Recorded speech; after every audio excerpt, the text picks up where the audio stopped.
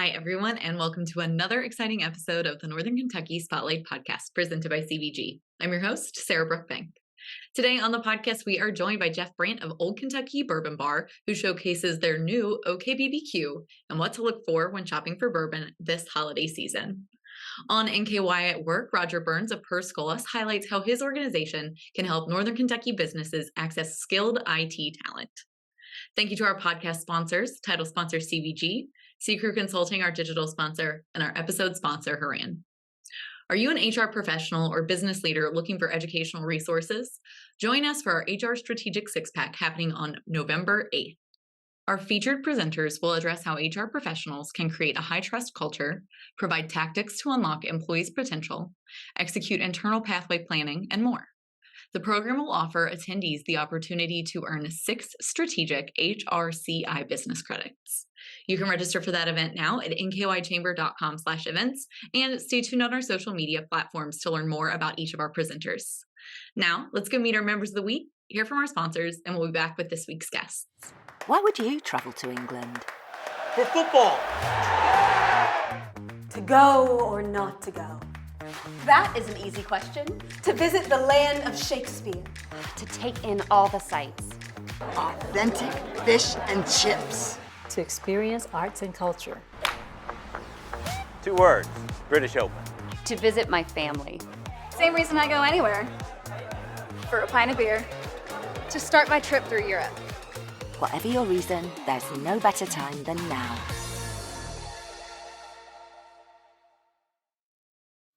Ranking on Google Search and Maps is easy to understand, but hard to do. It requires constant effort and attention, uploading new photos, responding to Google reviews, writing weekly posts, and checking suggested updates. Google listing optimization takes experience and time, and there are no shortcuts. C-Crew gives your Google My Business account the steady, consistent attention it needs to be effective, optimizing, updating, and expanding critical content every single week. From local retail stores to large regional networks, C-Crew generates content, establishes benchmarks, and creates dramatic, measurable increases in engagement. So what can C-Crew do for your business? More calls, more clicks, more clients.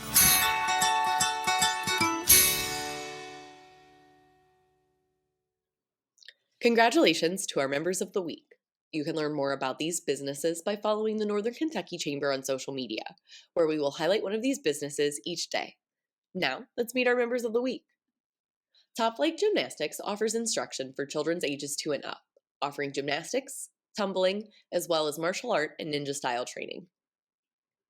Square One Next is a youth development program delivered from public school campuses, engaging high school students in career exploration. Buffalo Bar is a neighborhood sports bar with a passion to promote the city of Ludlow in a positive way. The Playhouse in the Park is Cincinnati's national theater, committed to bringing diverse, engaging works of great artistry to the community.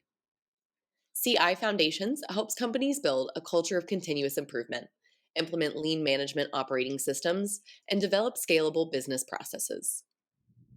Hi, everyone. Welcome to the podcast. Today, we are joined by Jeff Brandt, who's the co-owner of Old Kentucky Bourbon Bar. Jeff, welcome to the podcast. It's so exciting to be here. Yes, and Old Kentucky Bourbon Bar, a staple in Northern Kentucky, a staple in Covington. Tell us about the bar for people who don't know about it already. Well, first of all, thank you for calling it a staple. We feel that way. But if you're going to have a bourbon bar, it needs to be in Kentucky. And many years ago, even going back to 2006 and 2007, when there was no bourbon bar in Northern Kentucky and you had to go to Louisville and Lexington, we decided we needed one in this area. We started in 2012. We had the greatest employees ever, and some of which are still with us more than 10 years later. Building a brand, believing in our employees, believing in our customers.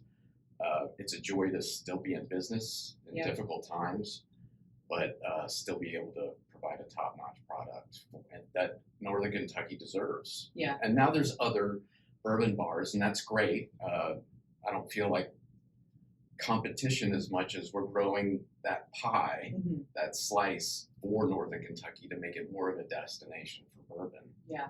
I think that's really interesting. back thinking that in 2012 there wasn't a dedicated bourbon bar in Northern Kentucky, especially when you think about the rich history that we have. I know that's something that we've been really pushing lately through all sorts of efforts, but you guys, kind of first and foremost here in the region, what have you seen in that market in Mainstrasse, especially because Mainstrasse is really changing? Yeah, that's good to see. It's gone from, with all due respect, kind of a little bit too much of a party destination where not all of our visitors had respect for the neighborhood. They'd come do what they want and leave the trash. And we've moved to more of a destination for food. The restaurants you can go to, the customer service you can now get is night and day from even 3 years ago, 5 years ago. It's good to see. Again, that's all partnerships. Everybody on that strip is somebody that we get along with and share stories with, how to make it better, because it's an ongoing story. The story of Northern Kentucky's far from being written, but we're definitely on the upswing. Yeah. So exciting as somebody that's from here to see the growth and the expansion, like just the great new things that are happening, and knowing that we still have, such a culture of restaurants and businesses that have been there for a while too. It's nice to see that despite the growth and despite the development, we're still having some of those staples that are still there. Yeah, and you have to remember hold on to the past, but look to the future. I try to walk around Northern Kentucky and pretend I'm from Massachusetts or Maine or Michigan or Texas, and what would it look like? And do I look at my area with too much happiness, or do I look at it with past prejudice because I've been here?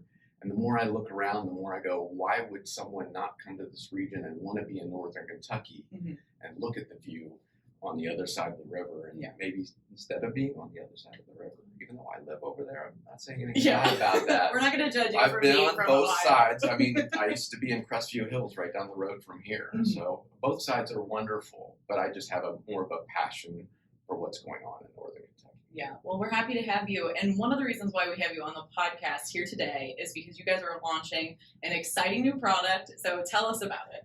Well, I've been wanting to launch a barbecue sauce that was bourbon based for a couple of years, and it didn't really get traction until we decided to partner with a company, local Covington company, Moonbeam Hot Sauce, owned by Kevin Nicholson, and he happens to be one of our bartenders, and he's amazing. And we weren't going to come out with a bourbon-based barbecue sauce unless we felt like we could do it right. And good spirits, like good bourbon, like all good food, is all about the ingredients. And you can go out and get a bourbon-based barbecue sauce right now at your local retailer, and chances are the first ingredient is ketchup. Right. And it's full of high fructose corn syrup. Yeah. And that's just wrong for a barbecue sauce generally, but definitely for a bourbon barbecue sauce. So Old Kentucky Bourbon Bar's barbecue sauce is called OKBBQ, and it's tomato based, and it leans into brown sugar, and like bourbon, it starts with a mash bill that's corn. How can you have a bourbon-based barbecue sauce that doesn't begin with tomatoes and corn and then add the amount of sugar that's needed, but no high fructose corn syrup? Yeah. And so how long have you guys been on this journey to create the barbecue sauce? Personally, I'm about 2 years, but then with the partnership with Kevin, it's been about 8 months to get the right recipe. Yeah. Which was fun because you get to taste a lot of barbecue sauce. Right. And even involved an accident of discovering that as we move forward, and if we get to a point of having a new one, we found what would be the perfect spicy version or hot version of OKBBQ. Yes. We know exactly what that is because we tasted and we said, this is the most delicious thing ever, and yet we are not going to launch with this because that's a little too spicy. Yeah, you need to launch with like something that's going to appeal to everyone. What do you think when people try this barbecue sauce that they're going to really like about it? It's local. Mm-hmm. It's handcraft, small batch. Everything that you like in a bourbon or everything you like in a handcrafted barbecue sauce is right here. Yeah. It's going to come in a ball jar instead of a plastic squeeze bottle. Mm-hmm. It's going to be made by hand in small batches with the ingredients that you would use if you were having friends over and you wanted to stir a big old pot of barbecue sauce so that you could place on the food for your barbecue. Yeah. That's what you're going to be able to buy in a jar with our name on it. That is awesome. And perfect timing. I don't know, like the fall season, when I think about fall, I just got a smoker. My husband and I have been using it lately, and it's going to be so perfect for like that tailgate football fall season. Where can people find this? Where we're going to be able to get it? Right now, it's only available at the Bourbon Bar. We're expecting that to change. Mm-hmm. We just had our launch, and we had a day on October the 14th, I believe it was, a Saturday where we had we brought out pork, we brought out some jackfruit for the vegetarians and vegans, and we poured barbecue sauce on everything we could find. And we launched it that day and had it available on the shelves. And for the foreseeable future, you're going to have to come by the Bourbon Bar, which is a convenience and also an excuse, because you can come by and buy a bottle or two of barbecue sauce and maybe 3 or 4 for some Christmas gifts. And then while you're there, why not have an ounce or two? Yeah, or a nice cocktail. Drink. Yeah, for people like me that don't drink the bourbon. If you don't like bourbon, remember that OKBB is a bourbon bar, but also a cocktail bar. Yeah. With some award-winning cocktails that don't even include bourbon. Yeah, it's great. It's one of my favorite little spots in Covington. So for people who are interested in like buying bourbons and finding something that either for Christmas or for themselves or something that they want to buy now that maybe they won't be able to find in the future, what can you recommend? Yeah, so there's different categories because there's so much available, right? Like, so if you're the type of person that's looking to buy and enjoy and have relatively good priced items, I recommend a JTS Brown Bonded, and that's great because it tastes great and it's $15, maybe $20 at most. For older people, they'll remember that that's what Paul Newman drank in the movie The Hustler, and so there's at least a reminder of how long that's been around, but what a reasonable price that is. There's Wild Turkey 101, just for a step up in price. It's usually about $25 to $30. Turkey Rare Breed is more like a $40 or $60 bottle, and going up all the way up to a standby of Old Forester 1920, which is more like $60. So that's different levels of going up in taste a little bit, but every single one of those is you're getting a taste that's more than what you're paying for. They're like undiscovered, but very approachable, both financially and taste-wise. If you're getting into the people who say, oh, I want a bottle of Pappy's or I want a bottle of Blanton's, like, let me have one of those. Well, I can't get enough to have one in my own house through my bar. Every one of those that we get, we're offering for pours. But I also think people get too caught up in the brand name, and instead of worrying about what's good now that you won't be able to get in 10 years, they're worried about what you can't get now. If you want to go out and get something that's available now and starting to get difficult so that you have it in 10 years, get a Evan Williams single barrel, which is going to run you $40 to $50, but will someday be difficult to get. Go get a Russell's Reserve 10-year, which is one of my favorites, which is going to be $40, but in 5 to 10 years, that's going to be the one that people are like Blanton's is now. Buffalo Trace, years ago, you could go almost anywhere and find that on the shelves. And now it's a hit or miss.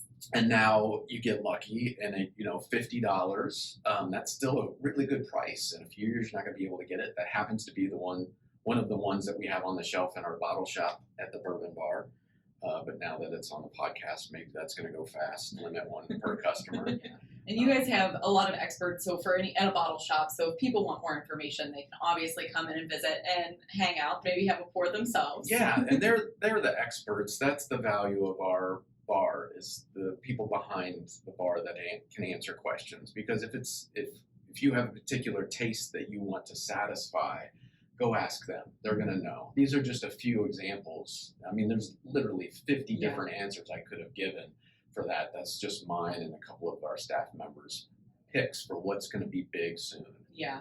Do you think, so bourbon and finding bourbon right now is still so crazy. Do you think people are in it just to invest, or do you think they're in it because they really do like the bourbon? Well, I'm hoping it's both, because why would you want to invest in it if it didn't have value? And the reason it has value is that it's so good. Mm-hmm. It wouldn't be worth investing if it didn't get better with age and it wasn't so good to start and it wasn't so good when you open it years later. Mm-hmm. Hopefully the people that are investing in it are the type of people who understand what it was like when you could get it and why we started buying it and why it's more difficult to get them over time.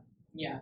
And for people who, like me, maybe who don't love bourbon, what can you recommend for us who people want to try and get into it? Well, there's two ways to go. One, if you want to go bourbon, come in and ask the bartenders, say, here's what I like to drink. That might be a beer, that might be a cocktail.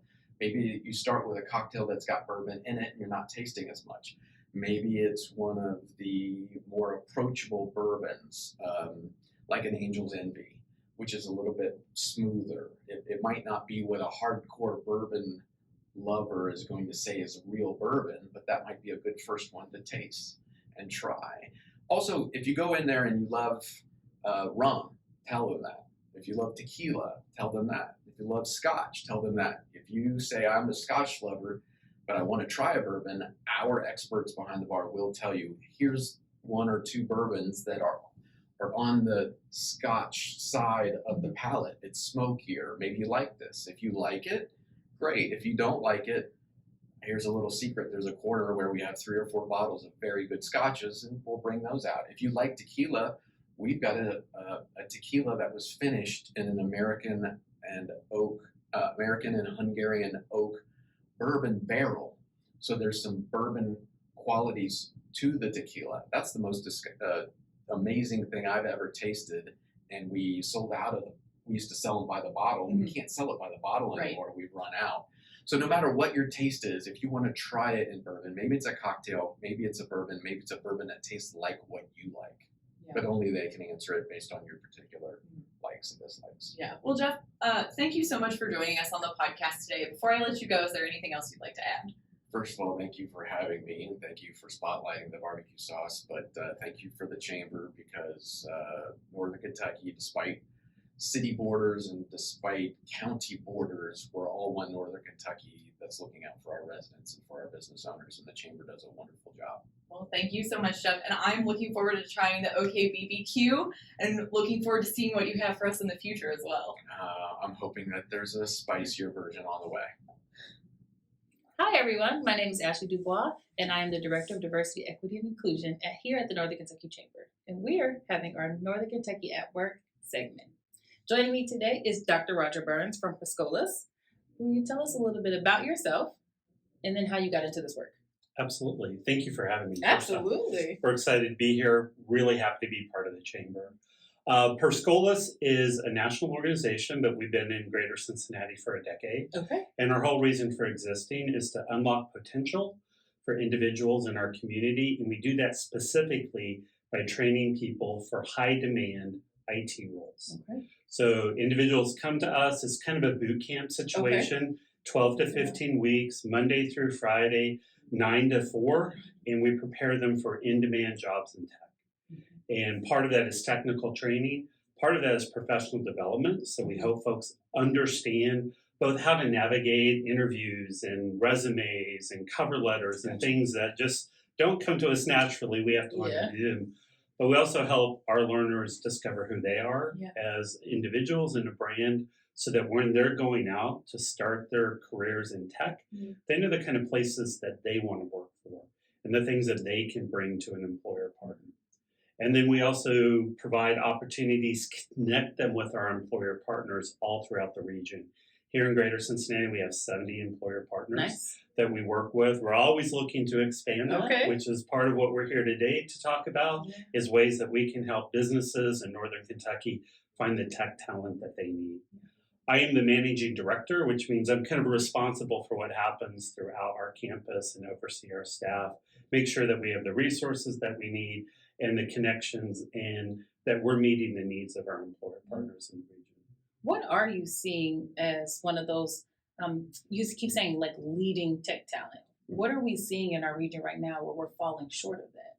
Well, I think part of it comes down to there just aren't enough people coming out. So traditionally, people have tried to hire tech talent who either come from 2 or 4 year degrees. Yeah. So you come from NKU, maybe you come from UC or Kentucky. And if you look at the number of people graduating with degrees in some version of technology and the number of jobs that are out there, they don't match up. Gotcha. And especially for entry-level jobs. People are coming out of college, sometimes they're thinking, hey, I'm going to come out, I've got this degree, and they look at what entry-level positions are, and they're like, well, I don't want that, but they don't have experience. So they have difficulty meeting those needs. Gotcha. The other thing is, like, maybe you need somebody that's seasoned or skilled, and you can't find them because it's hard to find talent. And so what we try to do is to make sure that we're helping to fill that gap. But we're doing it with individuals who maybe have not a traditional path to get there. Okay. So these are highly intelligent, very capable individuals who have come to get the skills needed. But for whatever reason, in many cases, life didn't provide them the privilege of going to school for 2 to 4 years. But what they do have is knowledge, passion for tech, and a willingness to solve problems. And when we talk to employer partners, those are some of the most critical skills they're looking for. It doesn't mean that a college degree isn't helpful, but it's not always an indicator that you're going to be somebody that when you're presented with a challenge, that you're going to figure out a way to overcome that challenge.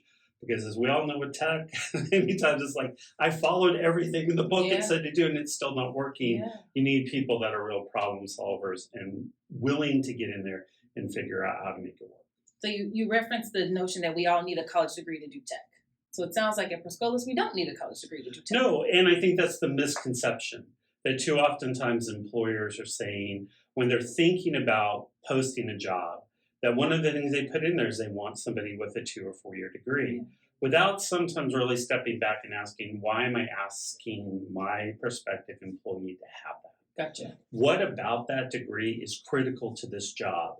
Is it something that in that degree you're learning absolute skills that you can't get somewhere else? And that's why we're asking for it? Or are you doing it kind of reflexively without really knowing, hey, I can find the talent I actually need who have the skills that I'm looking for, but don't necessarily have that degree or that piece of paper, and I can still get what I want and what I need. So when you're talking to your 70 employers, right, and you're saying that you need more of them, what is it that you start, how do you start that conversation? Because I do think we do things reflexively sometimes, right? We know that in certain jobs, we would like for people to come out with our 2 or 4 year degree. I think that's also a notion that it's to support our regional comprehensive university, our local community colleges, and those are extremely important to us. They're very vital in our region. So as you're saying that, well, not everyone needs a degree, how do you start those conversations with people who are apprehensive to the fact that we don't need degrees? Well, I think it begins by asking, how are things going in your search? Like if you're struggling to find tech talent, and that's the pain point, right? I'm not getting what I need. I have open positions, and we don't always think about it, but it's like every day that a position is open, it costs businesses money.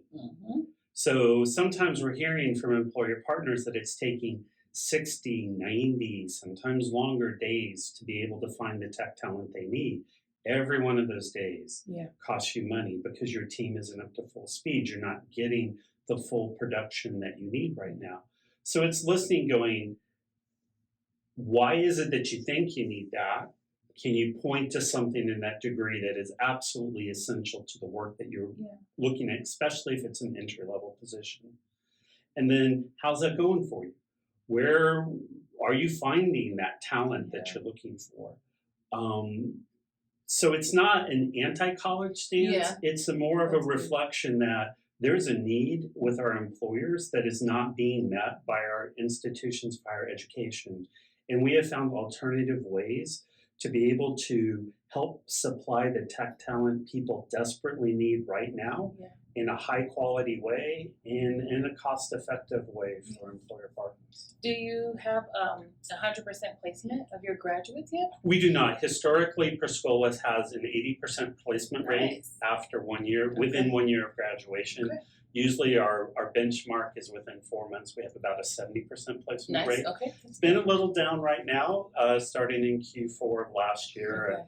A number of employers decided they thought there was a recession coming, and they kind of put the brakes on hiring, and there was no recession, and we're starting to see people open back up again.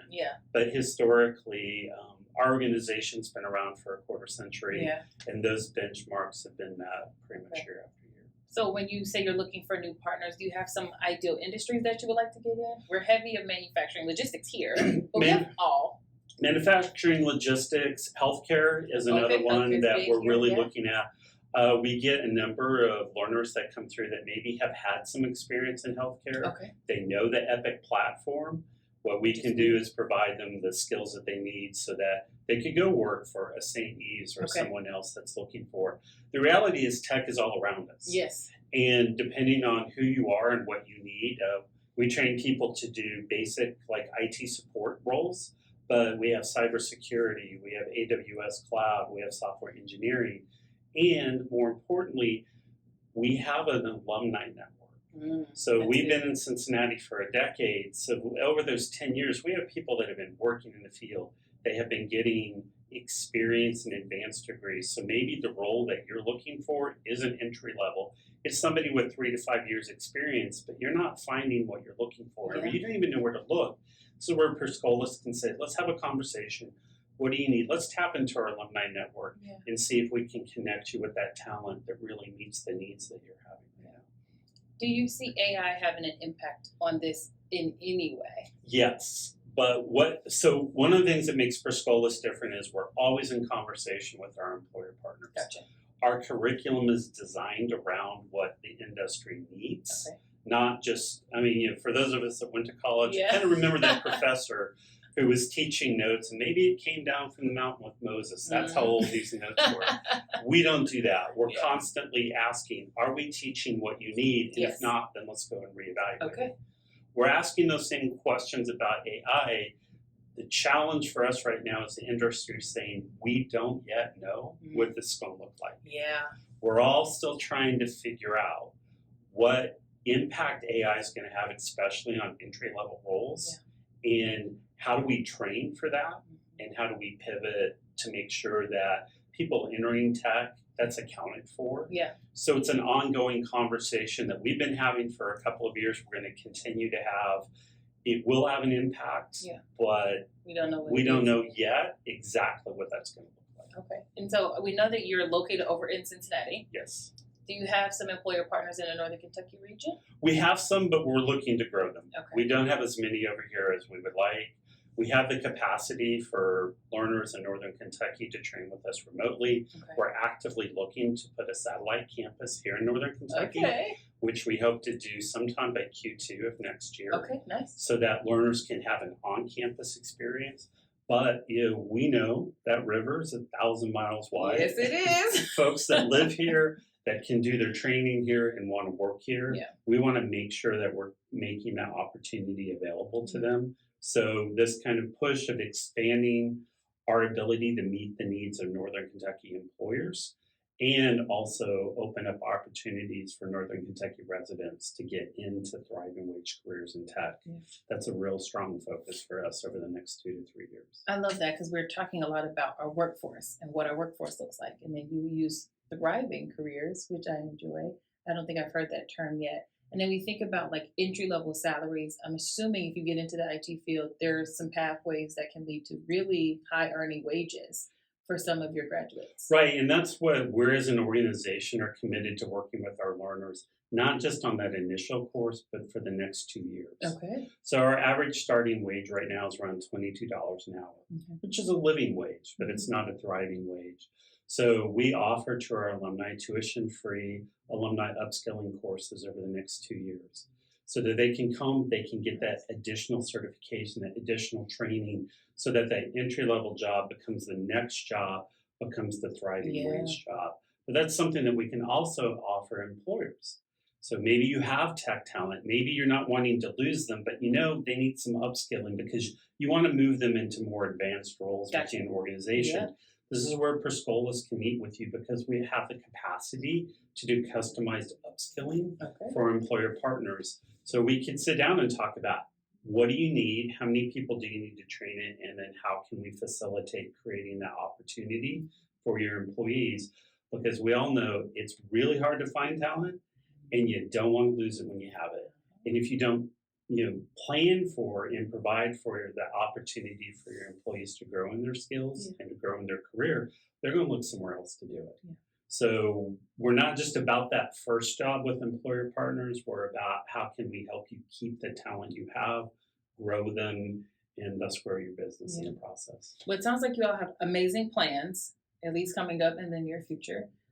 You have some great talent now. What do you want our viewers to take away?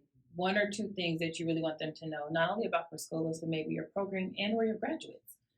The first thing to know is let's have a conversation. If you have tech needs, reach out to us because we're here to help. We're here to make sure that those things in the technology area in your company, you're getting the proper candidates for it and you're being able to find the talent that you need. And then if you need to upskill or retain talent, let's also have a conversation about that. How can we help you make sure that you're not constantly looking because people move on to something else? The other thing is that we really have, and this was what we began with the conversation, is a willingness to have an open mind about what you need in talent as opposed to what maybe you'd like to have or want. And there are some roles in tech that the skill sets that you need to have for that really are obtained in a university or college level. But for many of the entry-level positions that people are looking for, that's not the case. So let's be open about what are the things you absolutely need in order to find the talent that you want, and then be open to doing that. Because sometimes I hear employer partners lament about I can't find what I'm looking for. It's right there in front of you. You're just looking at the wrong thing and looking in the wrong place. And if you're willing to kind of let go of some of that and acknowledge what you really need to have, I think sometimes you'll be surprised that there is an abundance of talent. And Scholas is constantly trying to train that talent. This year we're going to do train 160 learners, next year 185. We're trying to gear up to help businesses in Northern Kentucky meet that growth that's happening. But if folks aren't willing to kind of look at that, then they're going to miss opportunities to grow their business. Gotcha. Thank you so much, Dr. Burns, for having this conversation with us. I learned a lot, and I thought I knew something. Well, I appreciate the opportunity to be with you all and look forward to continuing to work with the Chamber and with the businesses in this community. And thank you all for tuning in to another NKY at Work segment.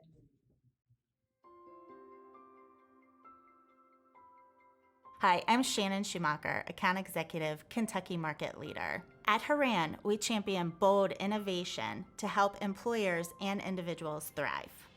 As an industry thought leader, we explore new horizons in healthcare, benefits, employee engagement, and wellness. We work harder to deliver all the strategic benefits, planning, and execution you expect from a true partner. And we do it with laser focus on your short and long-term outcomes to help manage your benefits while improving your employee experience.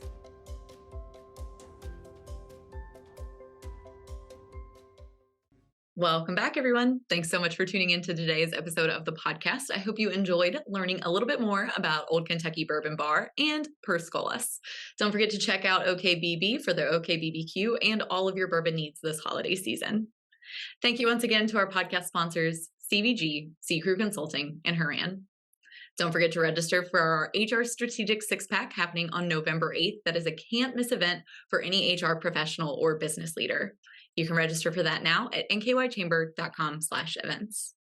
Finally, if you are a Northern Kentucky Chamber of Commerce member and you want to be featured on the Northern Kentucky Spotlight podcast, please reach out to Lynn Ablin. And if you're someone who is interested in sharing your workforce strategies and resources on NKY at Work, please reach out to Nancy Spivey. You can find their contact information on the screen in front of you or at our staff directory at nkychamber.com. Thanks again for tuning in. I'll talk to you all next week.